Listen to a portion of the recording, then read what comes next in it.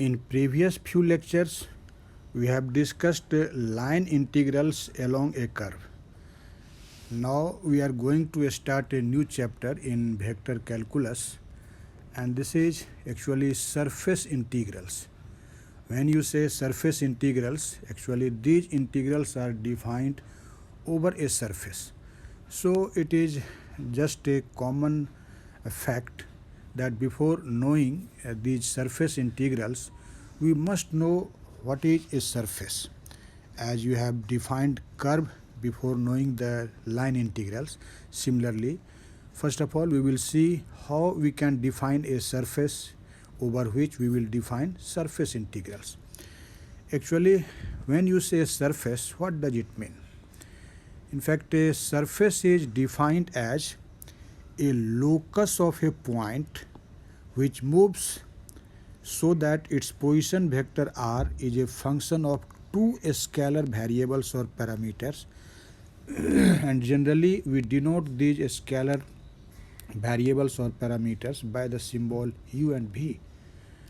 So you can define that if a point moves in such a way that its position vector is a function of two scalar parameters or variables u and v, then locus of such a point is known as a surface. And according to this definition, you can write the vector parametric equation of a surface in this way. You can see this r will be actually a function of the two scalar parameters u and v, and this will be equal to x of u and vi plus y of u comma v j plus z of u comma v k. So this is actually the parametric equation of a surface.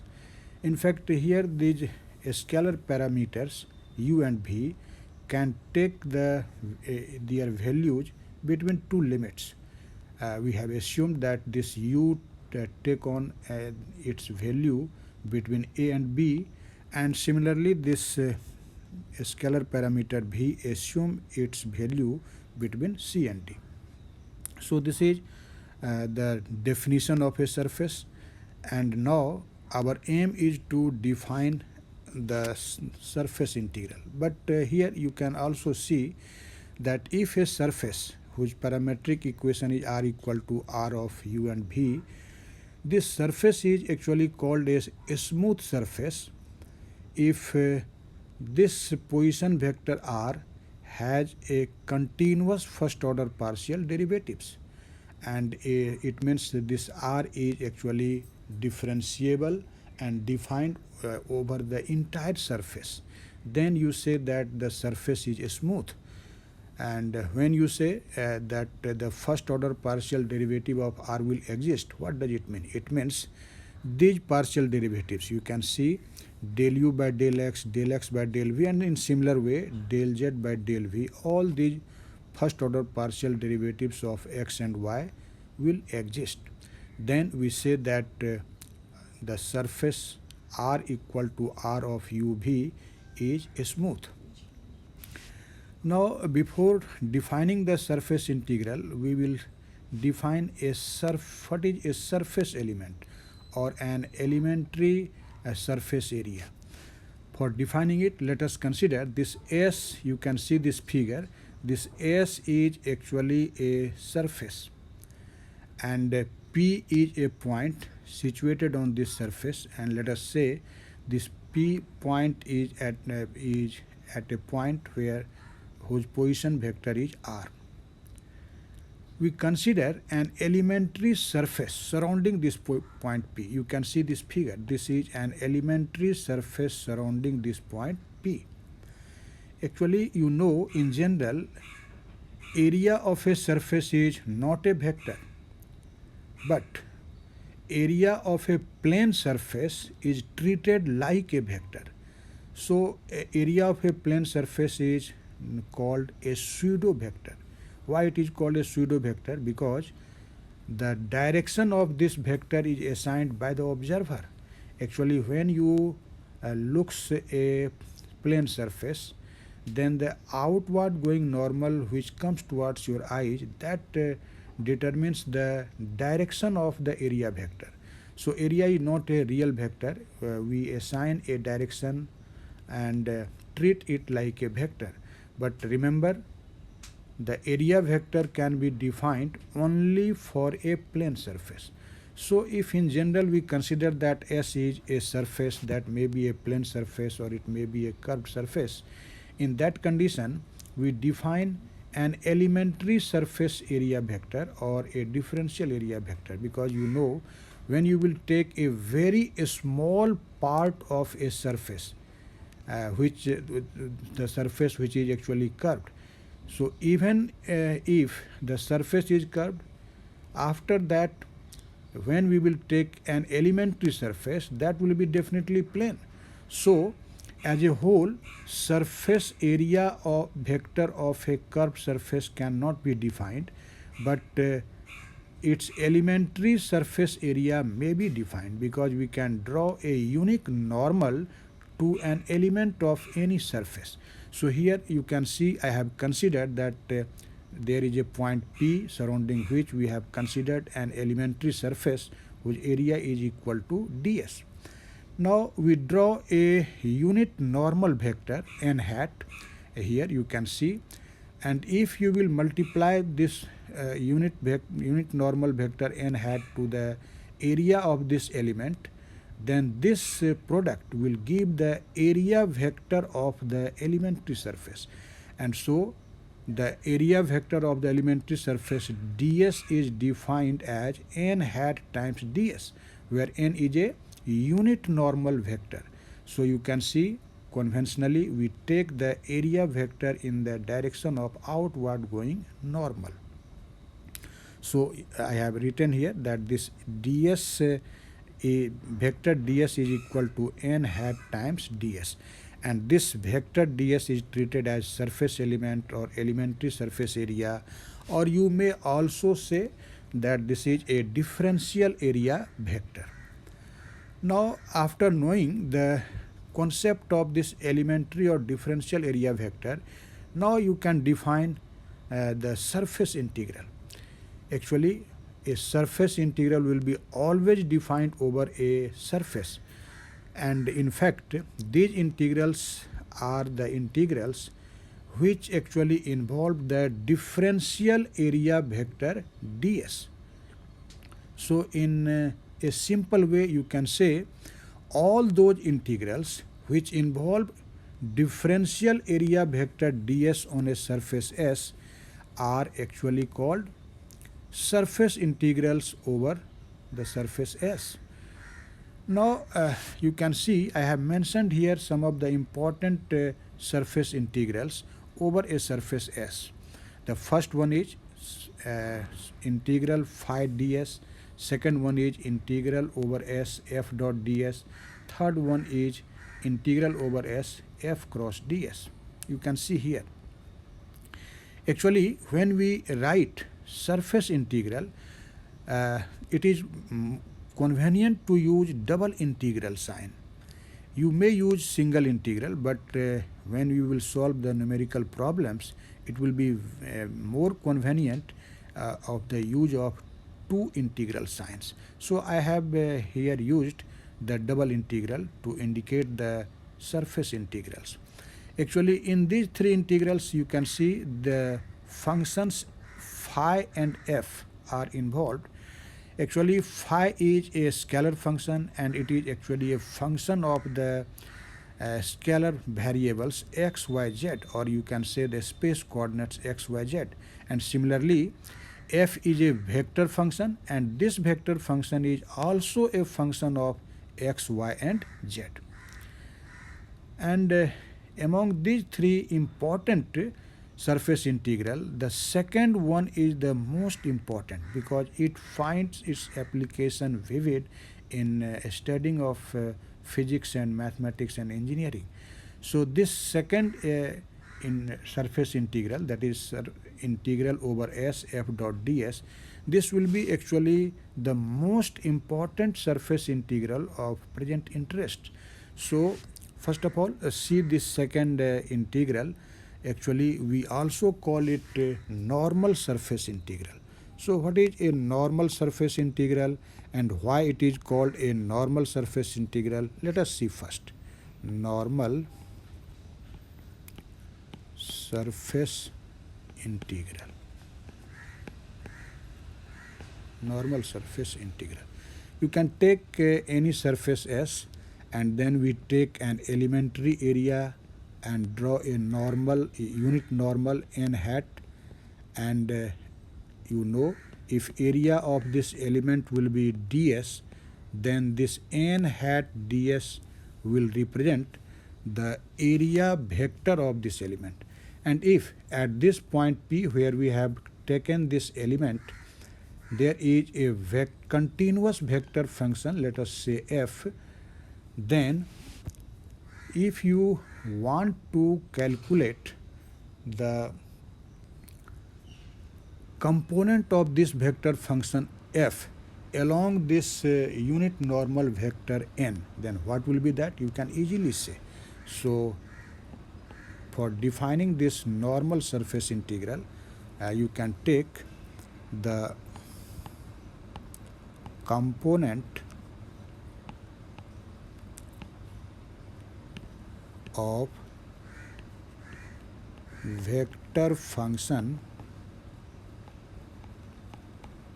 vector function f along the unit normal vector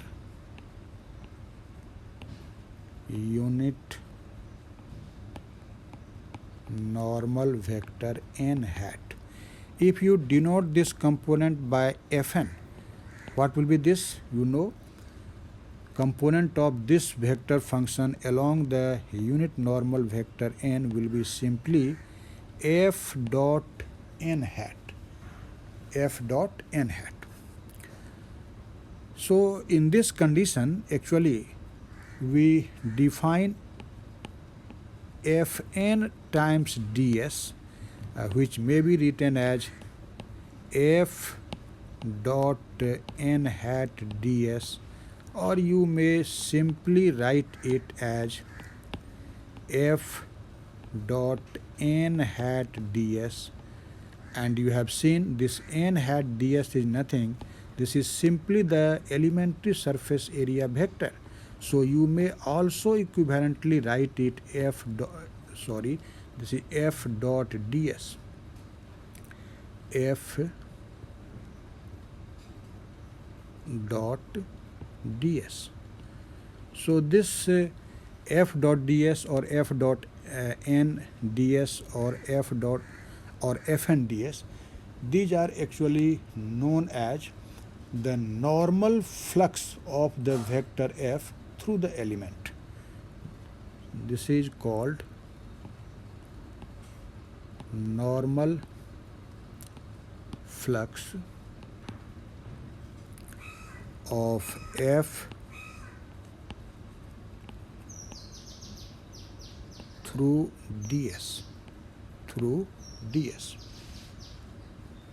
And actually integral of this flux taken over the whole surface S is known as normal surface integral, or flux of the vector function f over the whole surface S.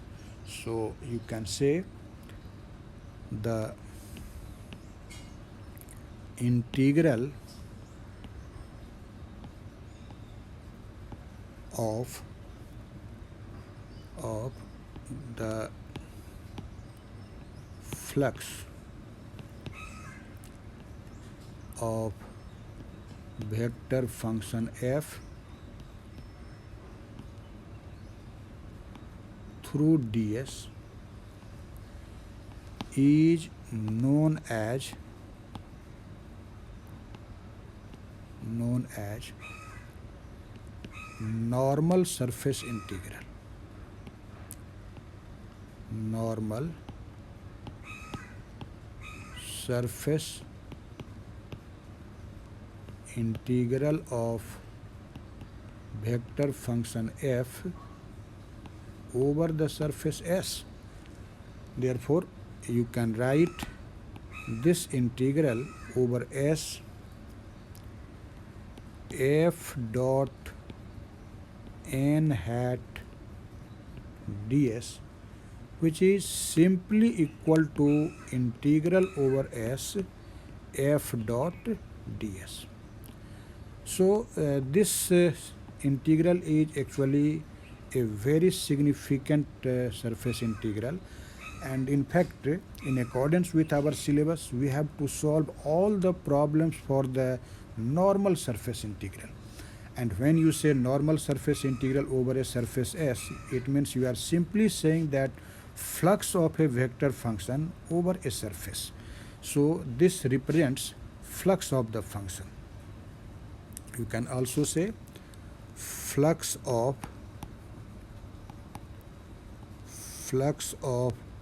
vector function f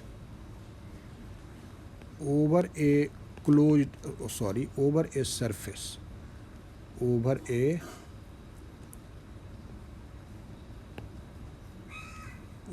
a surface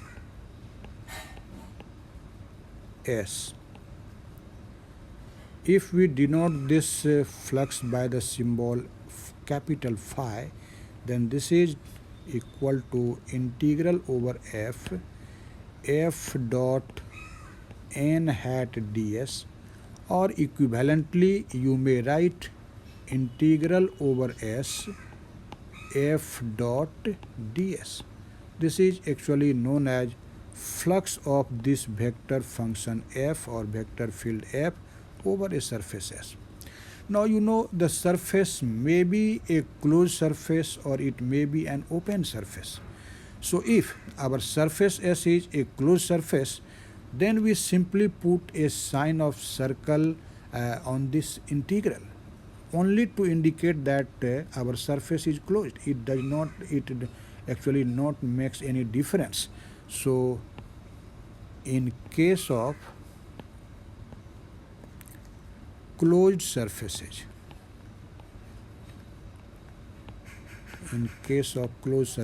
or you may say if surface S is a closed surface, this flux of the vector field f can be defined as integral over S f dot ds. Actually here this sign of circle indicates that our surface S is a closed surface. You can say just a spherical surface, for an example, is a closed surface. So whenever we will evaluate this normal surface integral over a closed surface, then we will put this sign of circle over the sign of integral. Now here we will define a very important vector field, which is actually known as solenoidal vector. Solenoidal vector or solenoidal vector field. In fact, a solenoidal vector is defined as a vector whose normal surface integral vanishes over a closed surface. So you can say if integral over a closed surface S of a vector field f is equal to 0, then f is known as a solenoidal vector field. F is called a solenoidal vector. Solenoidal vector. In fact, as an example, you can take that magnetic field vector is actually a solenoidal vector. So the normal surface integral of magnetic field vector, or you can say magnetic induction, over a closed surface vanishes. So B, which is actually magnetic field vector,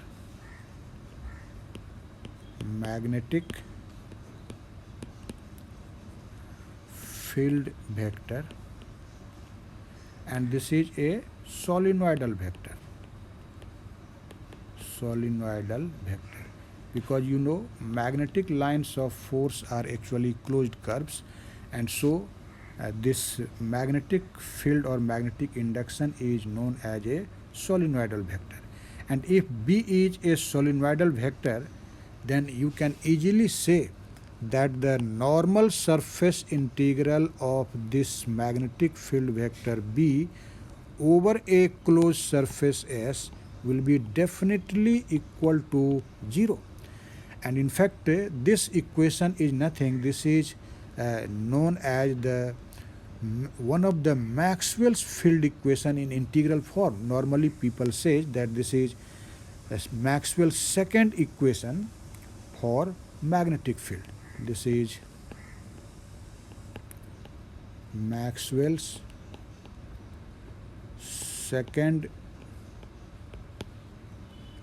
field equation in integral form. Actually, Maxwell equations have a differential and integral form both. So this is actually the integral form of second equation of Maxwell.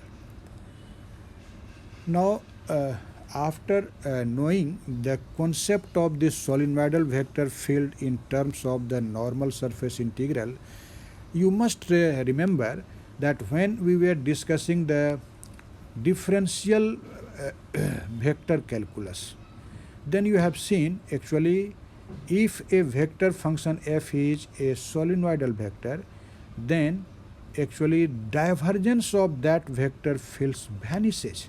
So you can see here a very remarkable fact.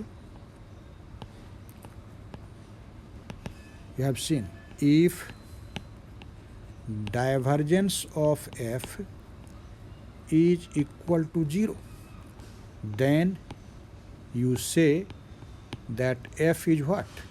F is a solenoidal vector. Solenoidal vector. We have seen these things. And here you have seen that if the normal surface integral of this vector function f over a closed surface is equal to 0, then this f is again called a solenoidal vector. So you can see these two statements, that is divergence of f equal to 0 and integral of f dot ds over a closed surface equal to 0, both are equivalent to one another. In fact, this is just the integral statement of this statement, divergence of f equal to 0. So divergence of f equal to 0 and integral of f dot ds over a closed surface S is 0, both are equivalent to one another. So this is all about the definition of surface integral, particularly the normal surface integral. Now we will see in the forthcoming lectures some of the important theorems related to this normal surface integral particularly, and we will solve some of the important problems.